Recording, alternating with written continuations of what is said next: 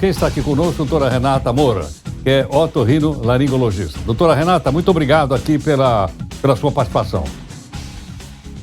Agradeço, muito obrigada a vocês aí para vir falar sobre um assunto tão importante para a gente, né? Sem dúvida. Doutora Renata, pergunta de leigo. Ronco e apneia é a mesma coisa?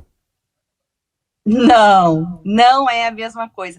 Na verdade, o que eu costumo dizer que o ronco, ele é aquele barulho que incomoda muito o cônjuge, né? A gente, muitas vezes, quando ronca, nem está percebendo tanto assim, quanto que está atrapalhando o nosso sono, a nossa qualidade do sono e o sono do outro. O ronco nada mais é que um barulho do ar passando na nossa via aérea, na nossa garganta.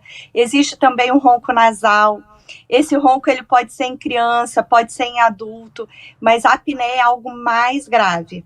A apneia é quando a gente tem uma parada respiratória, porque ocorre o que? O colabamento da via aérea. Então, você para de respirar durante a noite, e isso sim é importante avaliar, porque tem riscos como infarto, AVC, então a gente tem que ficar atento a tudo. O ronco é um sinal. Quem tem apneia, ronca. Quem tem ronco, nem sempre tem apneia. Interessante. Agora, no caso, por exemplo, então, o mais grave é a apneia, pelo que eu entendi? Exatamente. Porque aí, na verdade, quando você tem essa parada respiratória, você fica um bom período sem receber o oxigênio no seu organismo, né? E os órgãos ficam sem ter esse oxigênio, sem ter energia. Então, o coração acaba tendo que trabalhar mais. Então, vem a taquicardia, acelera o coração para mandar mais sangue para o resto do organismo. Só que ele não sabe que é um sangue sem oxigênio, porque o indivíduo não está respirando direito. E aí é que mora o perigo. Então, é importante sempre quando o paciente está roncando, avaliar se existe esse grau de apneia. E aí existe um exame chamado polissonografia, que a gente faz, dorme numa clínica, para saber como é que está a qualidade desse sono. E aí é que vai dizer realmente tudo que pode estar acontecendo com você. Mas olha só, é claro que assim, existem casos onde o ronco, por exemplo, é normal acontecer, tá? Então não é nem todo ronco que vai chamar atenção para a apneia, que vai chamar atenção para uma gravidade. Mas, por exemplo, se você dormir muito cansado, se ingerir bebida alcoólica antes de dormir, ou se tiver gripado, que você vai respirar pela boca, você vai roncar. Nesse caso é normal, a gente não precisa se preocupar. Agora, doutora Renata, e aquelas máscaras que o pessoal usa? É para ronco ou para apneia? Essas máscaras são ótimas, são para apneia, porque depois que você faz essa polissonografia, isso vai ajudar a qualificar o seu sono, né? Então, o que está acontecendo aí, na verdade? Você tem uma apneia leve, uma apneia moderada, uma apneia severa, e dependendo do grau da apneia, você vai utilizar esse aparelho que a gente chama de CPAP. É uma máscara que você coloca, a melhor hoje, você coloca no nariz, né? E você consegue dormir muito bem, porque ele tem um ajuste em cima da cabeça que você consegue rodar na cama. Então, assim, não prejudica o sono.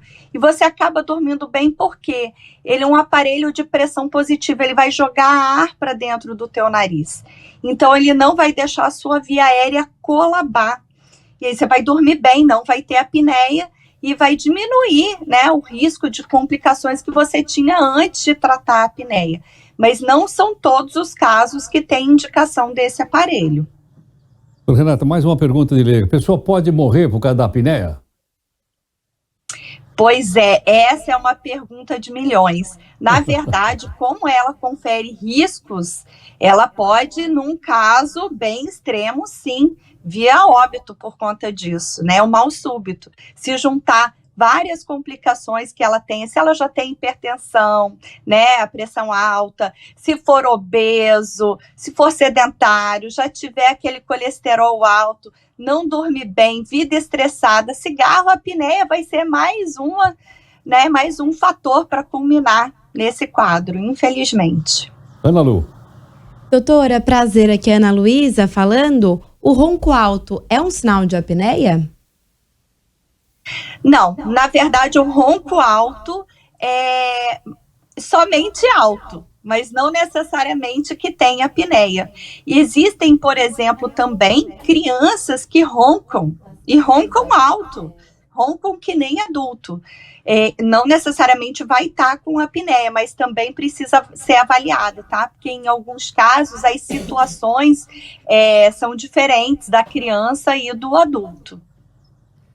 Doutora Renata, muito obrigado pela gentileza. Nada, obrigada a vocês. Muito obrigado. Doutora Renata Moura, que é otorrinolaringologista, está aí, portanto, a explicação de ronco, se pode ou não piorar a apneia, né? Eu sei em casa quando eu estou roncando, porque o Faísca, meu gato, começa a me arranhar. Será que passa dos 55 decibéis do seu ronco? Quando o Faísca começa a me dar arranhão, eu acordo e falo, Faísca, o que está acontecendo aí? Passou dos 55 decibéis. Passou dos 55 decibéis.